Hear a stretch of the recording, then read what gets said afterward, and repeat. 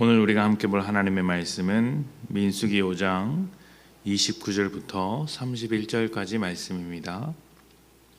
민수기 5장 29절부터 31절까지 말씀.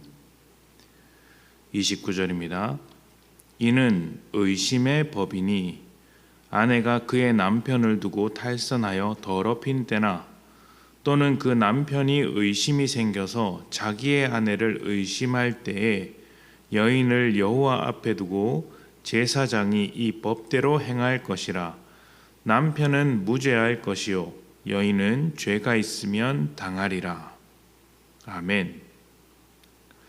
성경을 읽다 보면 현대의 시각으로 납득하기 어려운 내용들이 좀 있습니다. 예를 들면 노예 제도 같은 것들이 있을 것이고 또 침략 전쟁과 같은 이야기도 있습니다. 이런 것들은 당시에는 매우 일반적인 활동들이고 아무 문제 없이 받아들여졌습니다. 그런데 이것을 현대 문화와 현대의 도덕적인 기준으로 판단하게 되면 큰 오류를 범할 수 있는 것이죠. 성경은 그 당시의 역사와 문화를 배경으로 기록된 책이기 때문에 사람들의 다양한 활동이 그려져 있습니다. 그래서 성경은 종교와 신앙의 영역을 넘어서 역사와 어떤 고고학 안에서도 그 가치를 충분히 인정받고 있습니다. 중요한 것은 사람의 다양한 활동들이 기록된 것은 말 그대로 사람들이 그렇다는 것을 보여주는 것이지 성경이 그런 것들을 요구하고 있다고 말할 수는 없는 것입니다. 하나님께서 성경에서 보여주신 하나님의 활동은 인간의 역사에 개입하시되 강제하지 않으시고 설득하십니다. 문제는 사람이 하나님을 거절할 정도의 고집을 가지고 있기 때문에 잘 설득되지 않는다는 것에 있겠죠. 하나님이 무능력한 것이 아니라 사람이 완고한 것이고 하나님은 그런 답답한 사람을 기다려주시며 계속해서 말씀하시는 것입니다. 사람의 자유를 훼손하지 않으면서도 사람들을 변화시켜 가시려는 하나님의 노력인 것이죠. 그래서 하나님은 인간을 변화시키실 때 한 번에 다 변화시키지 않고 점진적으로 조금씩 바꿔 가십니다. 단번에 변화되는 인간이 있기는 하겠지만 그보다 더 많은 사람들이 이슬의 옷이 젖어가듯이 서서히 조금씩 사람과 사람의 역사를 바꿔 가시는 것이죠. 그 결과 성경의 역사 이후로 수천 년이 흐른 지금 우리는 고대 사회와 비교할 수 없는 훌륭한 문화와 도덕을 가지고 살아가고 있습니다.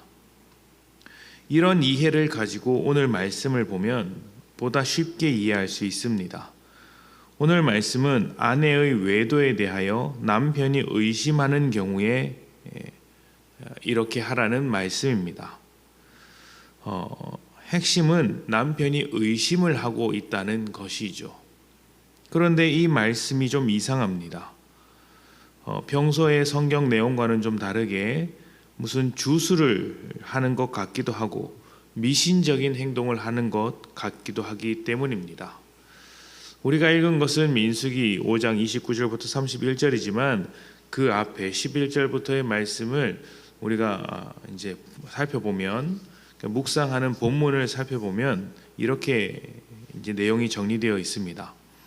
남편이 의심을 품으면 아내는 제사장에게 와서 머리를 산발하여 풀고 남편이 준비한 의심의 소재물을 들고 있습니다. 그러면 제사장이 물에다가 바닥 먼지와 저주의 글을 쓴 종이를 씻고 그 물을 여인에게 마시라고 하는 것이죠. 만약 여인이 의심한 대로 정말 부정한 일을 저질렀다면 허벅지가 마르고 배가 나오게 되겠지만 부정한 일을 저지르지 않았다면 임신할 수 있는 몸이 되고 남편의 의심도 벗게 됩니다. 듣고 나니 좀 이상하시죠? 그런데 이 말씀을 이해하려면 고대 문화에 대해서 알아야 합니다. 고대는 엄청난 가부장제였습니다. 여자는 재산으로 취급당할 정도였죠. 딸은 아버지의 재산이었고 아내는 남편의 재산이었습니다. 재산은 언제든지 처분할 수 있지 않습니까? 그래서 남편이 아내를 의심하면 그 의심만으로도 마음대로 버릴 수 있었습니다. 그런데 그 당시에 그 가정이나 어떤 집단으로 버림을 받고 홀로 광야로 내던져지는 것은 죽는 것과 같은 것입니다. 사회에서 완전히 배척된다고 할 수 있겠죠. 오늘 말씀은 이러한 남편의 의심에 대한 법이라고 말씀을 드렸습니다. 그러니까 남편이 아무 증거 없이 아내를 의심하는 것만으로 버릴 수는 없다. 절차에 따라 검증하라. 이런 이야기를 하고 있는 것이죠. 당시 문화 안에서 아내를 보호하기 위한 장치라고 할 수 있으며 하나님의 가정을 지켜내는 절차라고도 할 수 있습니다. 물론 이 내용 안에는 부정한 행동을 해서는 안 된다는 아주 강력한 경고도 함께 담겨 있죠. 율법은 고대 사회의 문화와 현실 위에 세워졌기 때문에 지금 우리가 납득하기 어려운 부분도 많고 이해를 하기도 어렵습니다. 다 알기는 한계가 있죠. 하지만 그 모든 율법이 하나님으로부터 나왔기에 결국 사람을 사랑하고 하나님을 사랑하는 방향으로 흘러간다는 것을 압니다. 그러니 하나님께서 만드신 부부로서 살아가도록 서로의 인격과 삶을 파괴하는 의심을 멈추도록 이러한 율법을 만든 것이라고 할 수 있습니다. 우리는 거룩해야 하지만 한편으로는 정죄하지 말아야 합니다. 사랑의 눈으로 서로를 이해하십시오. 그러면 정죄하고 의심하는 일이 줄어들 것입니다. 고대 사회에도 이러한 율법으로 사람의 삶을 보호했는데 예수를 믿는 지금 우리는 더욱 그래야 하지 않겠습니까? 하나님께서 주신 가정을 지키고 나아가 교회와 이 사회를 지켜내기 위하여 하나님의 마음을 따라서 살아갑시다. 그 마음이 우리 삶의 파괴적인 의심을 멈추게 하고 사랑으로 완성하게 할 것입니다. 함께 기도합니다.